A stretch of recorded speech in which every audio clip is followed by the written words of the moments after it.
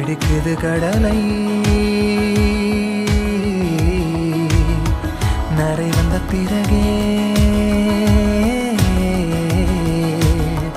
புரியுது உலகை நேற்றின் இன்பங்கள் யாவும் கூடியே